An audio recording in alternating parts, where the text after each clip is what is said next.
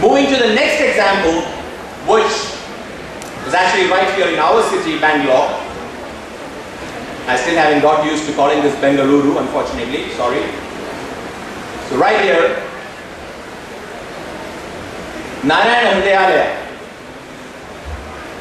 the hospital which is run by Dr. Devi Shetty, has done something very interesting. The other day I was reading about him, and the writer actually called him Henry Ford of heart surgery. Now what did Henry Ford do?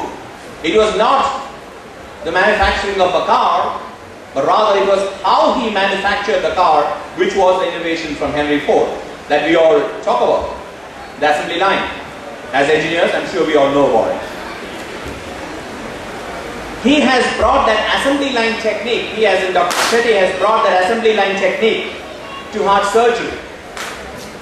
And the result is that heart surgery, which was beyond the reach of the common man, today is conducted for as low as a lakh or a lakh and a half. I'm sure that is still beyond the reach of several millions of people in India, but at least it has come within the reach of several others. And the practice and the kind of volumes that they're trying to. So here the innovation was to bring in extensive, huge volumes to reduce the cost of operation.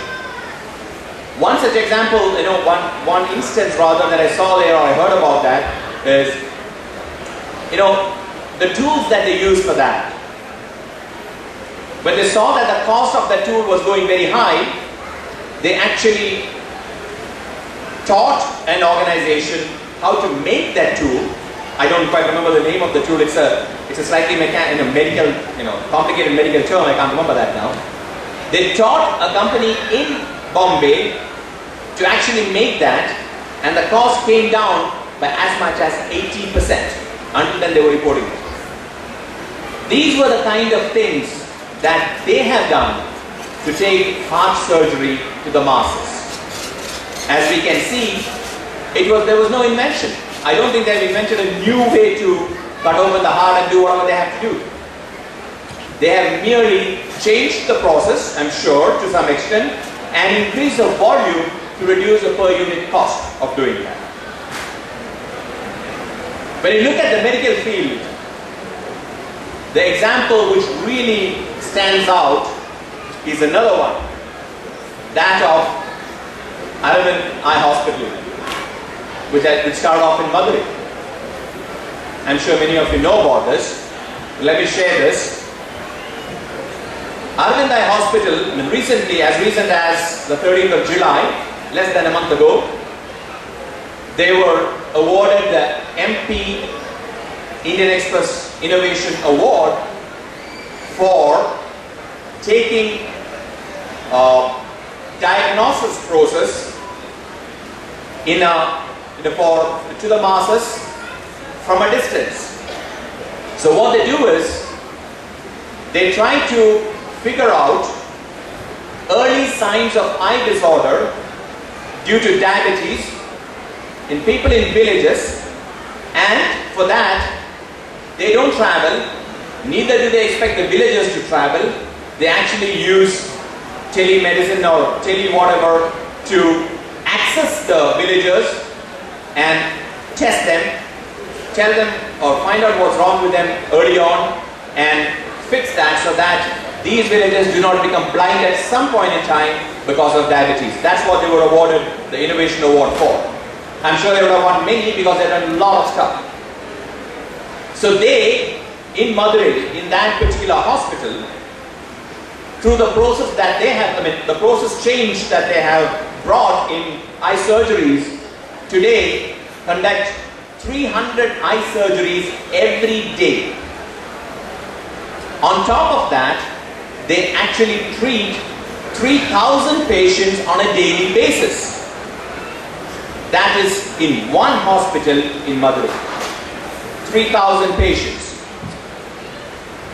Around the country, rather it's only in the south, they have 5 centers, and across these 5 centers, they conduct 825 surgeries on a daily basis and treat 7,000 patients every day.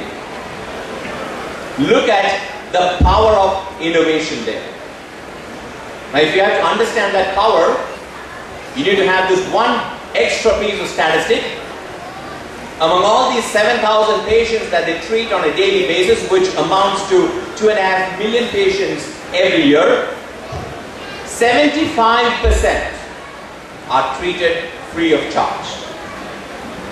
Only 25% of patients are charged.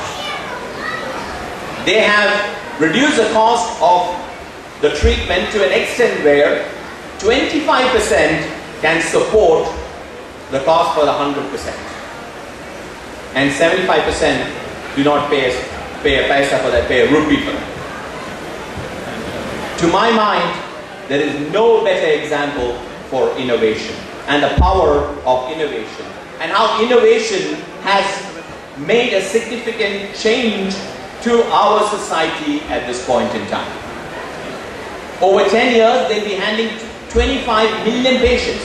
Look at that. And 18 odd million patients out of that would have got the service from Arvindai Hospital free of charge.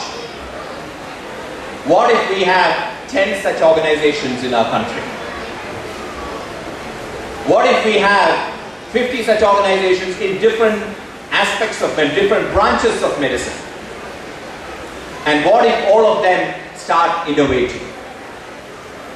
We'll be flooded with innovation which will change what India is today. And that is a change that I personally am hoping for at some point in time. We have Mr. Tony Arashuram in our midst, a builder of homes. There is innovation possible in that space as well. One of your sponsors, by the way, RR Homes. Today, housing is beyond the reach of, I don't know that particular piece of statistics, but I'm sure millions and millions of people do not have houses. They can't afford houses. Yet, I'm sure there is a way to bring housing to those people. It's called affordable housing. I'm sure there's a way to do that. But that calls for, one, the attitude to do it, two, right sort of innovation to do it. I hope they will be looking at that. A friend of mine, Jerry Rao, who used to run Emphasis at one point in time, today runs such a company which is looking at affordable housing for the masses. It has not fully taken off as yet, as I understand, but they are on the path. We spoke about innovation that impacts the society. Does it mean that innovations live only in that realm of impacting society? Not at all. We can be innovative in anything and everything that we do, because see, we all talk about learning on a daily basis. If we apply that learning on a daily basis, we can be innovative on a daily basis. In very mundane things, we can be innovative. It need not be some very, higher order kind of thing. Some very mundane things you can be innovative. I have enough time, I think, to share just one more example from my personal experience, which is, it's on a lighter vein. It's a very, very simple, mundane example. As Government of Singapore Investment Corporation is one of the investors of Subex, I visit them on a quarterly basis.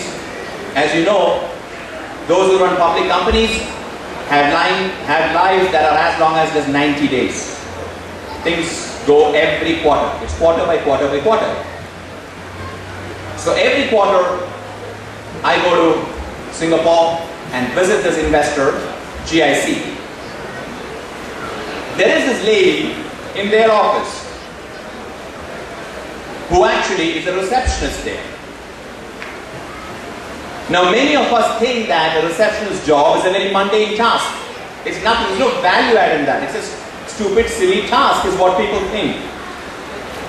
Now, here's what this lady does. Every time I walk in this office, and I've been going there for the past 4 years, that makes it 16 quarters.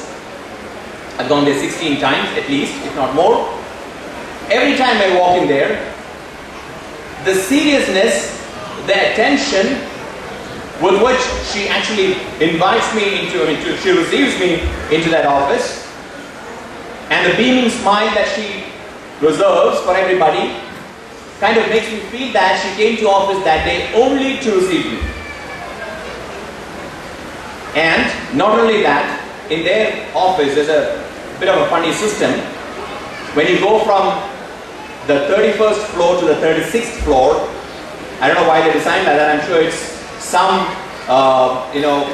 great engineering technique which I have not quite understood. When you go from 31st floor to 36th floor, you first go to the 30th floor and then you go to the 36th floor. That's the way they have done it. There's a transfer floor called the 30th floor. So I know this by heart, exactly what needs to be done. But every time I go there, she explains that to me very diligently, as if I'm hearing it for the first time, and I stand there and listen as if I'm hearing it for the first time. And that's because of the interest with which she does it. I don't have the heart to tell her, look, I can tell this to you backwards. I don't have the heart to tell her. She has innovated. She has brought a change. She has brought a difference. I'm speaking to you about a receptionist in Singapore. And some of you youngsters may think that I'm talking about a 25-year-old or 22-year-old. You're wrong. She's all of 65. I'm sure they'll carry out her in a coffin. They'll never retire her, because that's the level of value that she brings to her mundane task of just receiving a person who comes to the office. And we talk about it. That is the power of innovation. It can make people talk. It can make people notice you, observe you, remember you, respect you, and talk about you while they are all the time thinking about you. India is of course facing a lot of challenges. And people might say, the term I used earlier, that these challenges are insurmountable. People might say that we are faced with a hopeless situation. There are more cynics here than critics, and more critics than people who really appreciate what's going on around us. So people might say the situation is hopeless. I do not subscribe to that view, because I believe that there are no hopeless situations. There are only people who have grown hopeless about the situations. Every situation can be handled. There's nothing that cannot be crossed, that cannot be forded. There's no river that cannot be forded. There's no wall that cannot be scaled. Engineers have a very special task here. We are builders of a nation, or builders to a nation. I think that's the advertisement of some company, L&T, I can't quite remember, one of them.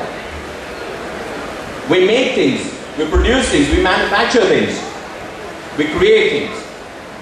We have a great opportunity to innovate. And that is not just an opportunity. Being born in this country, which boasts of a great culture and history, which has been relegated to the back rows of the countries of the world by what has happened over the past few hundred years,